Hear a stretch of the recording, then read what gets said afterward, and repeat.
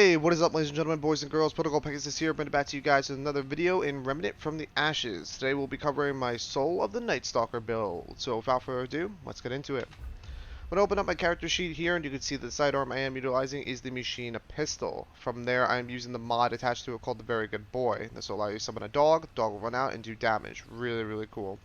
From there, I'm using the fusion rifle attached to it, which the fusion cannon, which is a non-removable mod, so I have it stuck onto this gun, regardless if I like it or not.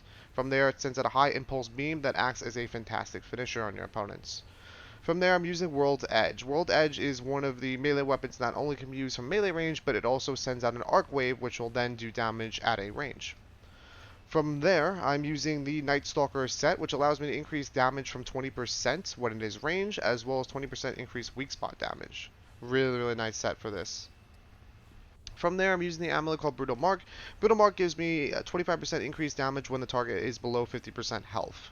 From there, I'm using the Soul Link Ring, which tethers into my summon for Very Good Boy for the dog. This will allow me to go about getting health every time my summon does damage.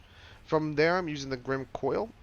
This is a new ring and part of my build set. From there, what this does is that every time I do a certain amount of damage with my gun and utilizing the full magazine, I will be able to stack up damage continuously. So basically, every time I use the whole magazine, I get 7% damage, and if I do it again, I get another 7%, and I do it again, it gives me another 7%. So all in all, it stacks with a 22% damage increase, which is really, really nice. If I jump into traits here, one of the primary traits I do think you should definitely capitalize on when going about utilizing this build is going to be quick hands or increased reload speed. It's also going to be exploiter for weak spot damage and handling for spread and recoil. These guys synergize rather nicely when utilizing your fusion rifle, so from there you can capitalize on damage output rather quickly.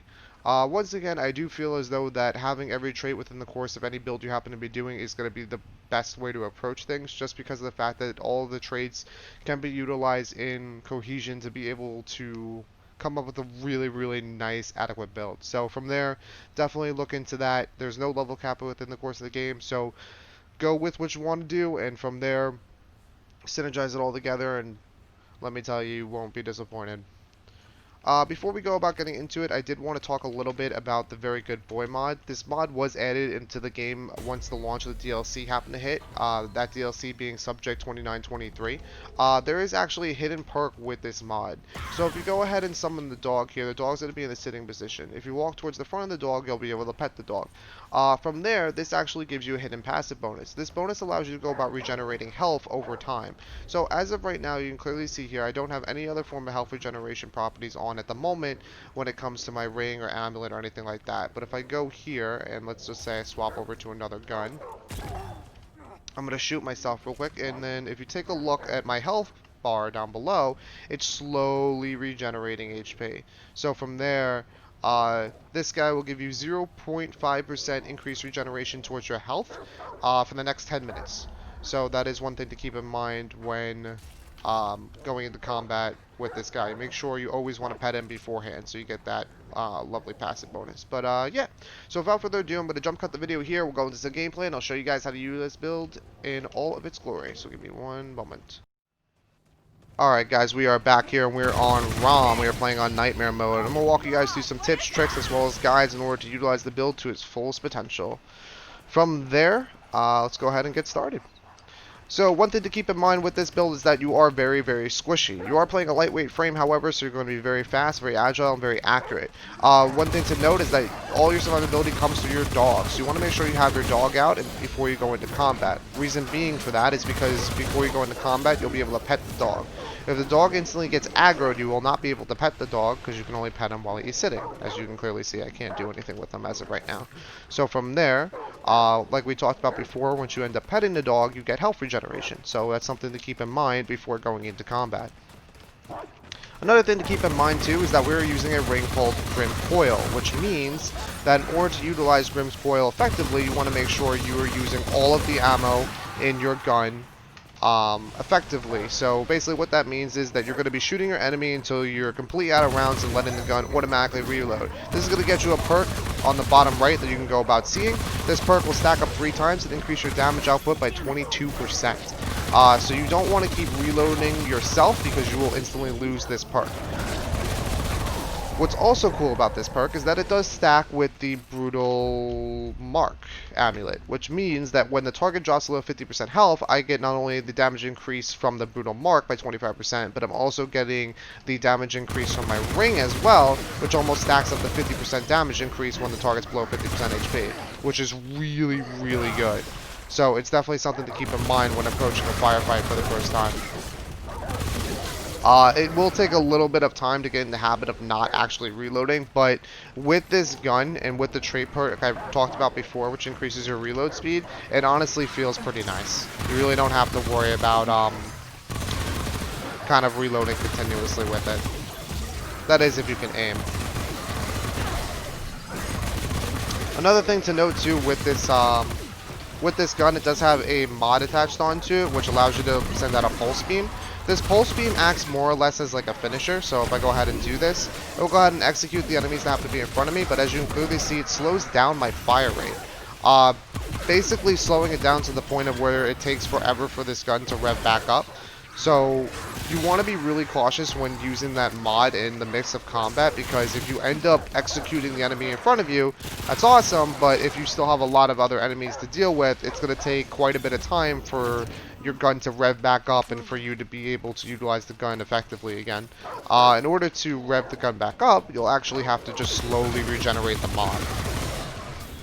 So basically the best way to capitalize on this gun is to stack it all the way up to 5, and then from there, if you're fighting off against an elite or a boss or whatever the case may be, to utilize the finisher in that pinch, and then from there you'll be able to execute them accordingly. Now if you don't end up killing them after you utilize the finisher, then from there you have to... Ooh, a simulacrum.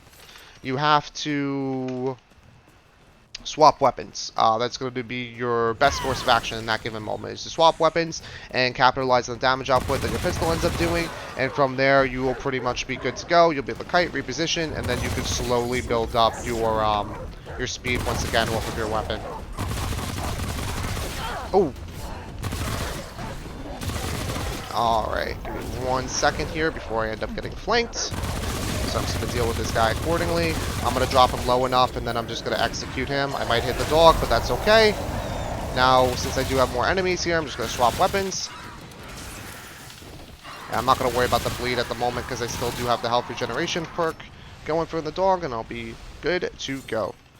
Alright guys, I don't want the video to be too long, so what I'm going to do here is I'm actually going to jump cut the video here, and then from there I'm going to go into some boss fights, so that way I can show you the true potential of how this actually performs against a boss fight. So give me 1 moment, and from there we'll get into a boss battle.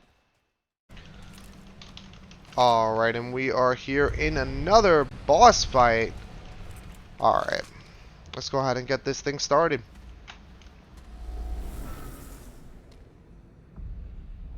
Now this will be my first... Well, not my first. It's my first time fighting off against this boss with this build, so we're going to see how well this performs. I did fight off against this boss in another build video I did for my Elementalist build, and it did give me a little bit difficulty, but I managed to come out on top. From there, we're going to see how well this build does, so we're going to go ahead and do everything I need to. Since it is a boss fight, I'm actually going to use some of the consumables here, and we're going to get going. Oh, okay. For some reason my dodge didn't go off there. But it's okay, my dog's still healing me. We're just going to run all the way back behind here while they have their dumb shield up, and I'm just going to wait for ads. And here they are.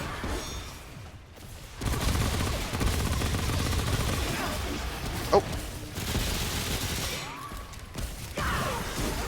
Okay. One thing to note too, if you guys haven't watched my other summoner video, is that when you use summons you cannot dodge, you can't animation cancel it, so you are kind of locked in that animation until it happens like a wall. So you want to be very, very cautious when it comes down to that. I'm just going to pop some consumables here. Not really that I have to, I'm just trying to be as efficient as I possibly can. And from there we're going to just deal with these guys accordingly. I'm going to focus on the melee one first, just because it is right on top of me. And then we'll just keep dodging the range one while my dog is out and about, just poking him down. I'm going to keep hiding back a little bit, just getting out of its range.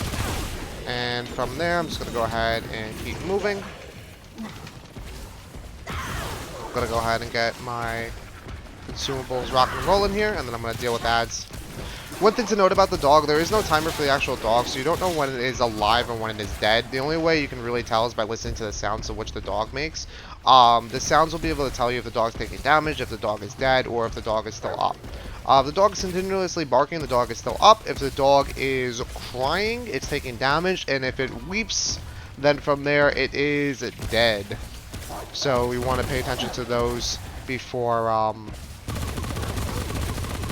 you end up doing anything else, because if your dog is dead, you want to make sure it's back up, so that way you can just continuously get healed. How long does this last? There we go. And I don't know who I'm shooting at the moment from this range, but I'm just going to keep wailing on him. And of course, I'm not going to reload, so that way I get my damage increase proc. And from there, that's going to be one boss down, and I'm going to eliminate the other one as followed. Oh. Okay, that's a little scary, so I'm going to go ahead and use a heart. So the dog did just weep, so I know the dog is probably dead. Now I'm going to just resummon the dog. What's also nice, too, is about resummoning the dog is that the dog is repositioned back at your domain as opposed to where it originally was. So from there, it can protect you because it happens to be on top of you, which is nice. I know my dog's going to give me healing, so I'm not going to worry about that too much, but I will continuously do damage, and we're going to end this right here, right now. Ooh! Woo! That was close.